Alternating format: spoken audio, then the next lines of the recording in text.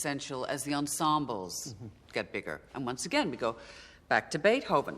Ba-ba-ba-bum, ba-ba-ba-bum. Now, that doesn't start with the eighth note.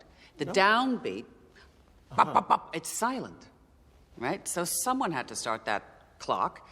Someone had to plant their flag in the sand and say, follow me, you know? And when that someone was Lenny, the orchestra was led on the most extraordinary tour of pleasures, because he knew the music, Mahler especially, as well or better than anyone.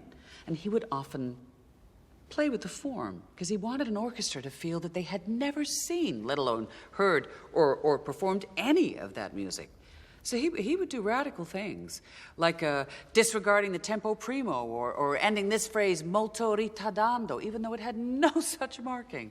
Was he over-egging it? Oh, no, not at all. He celebrated the joy of his discovery. You told us a moment ago that your discovery takes place in rehearsal. When will that process begin again for you? We start on Monday.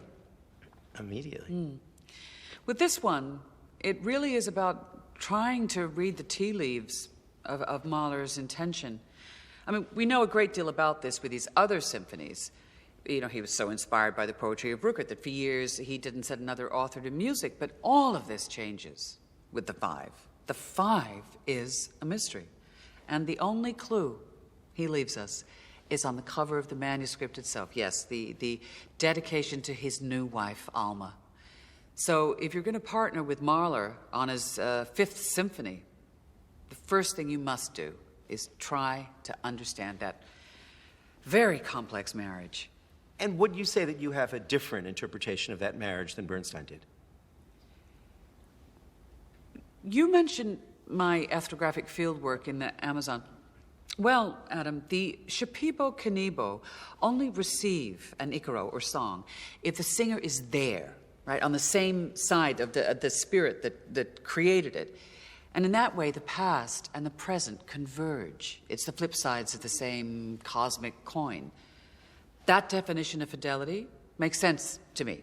But Lenny, he believed in teshuvah, the Talmudic power to reach back into time and transform the significance of one's past deeds. So when he played the Adagietto at Robert Kennedy's funeral, it ran for 12 minutes.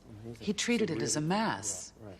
And you know, if you listen to a recording of it, you will no doubt feel the tragedy and the pathos. And of course, that interpretation was very true for Mahler later in life, after the professional bottom dropped out and Alma had left him for Gropius. But as I said before, we are dealing with time. And this piece was not born into aching tragedy. It was born into young love. And so you chose? Love. Right, but precisely how long? 7 minutes.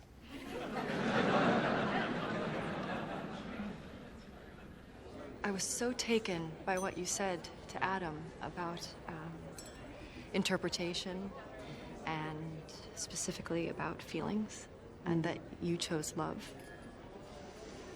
And I know it said that you should leave the tears for the audience, but do you ever find yourself overwhelmed by emotion when you're up there at the podium? Yes. Yes, that does happen.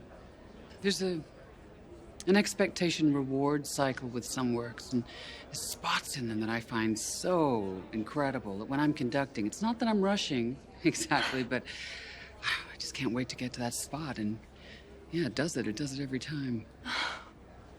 So it's physical as well as emotional. Mm. God, it must take hours to come back down to earth. You say things after others remember, but you won't. And sleep, it's impossible. It's like my freshman year at Smith. Which piece does that to you? Oh, I saw you conduct The Rite of Spring at the Met last year. It was so powerful. Thank you.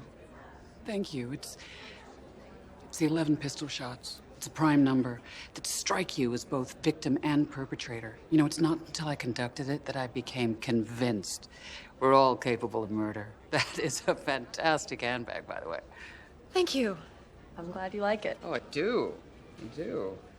Sorry, your lunch with Mr. Kaplan is very, very sweeting. I'm sorry, I've forgotten your name. Whitney Reese. Whitney, of course. I'm so sorry. And unfortunately, I've left things a bit late, and there's something I can't get out I of. understand. Can I text you?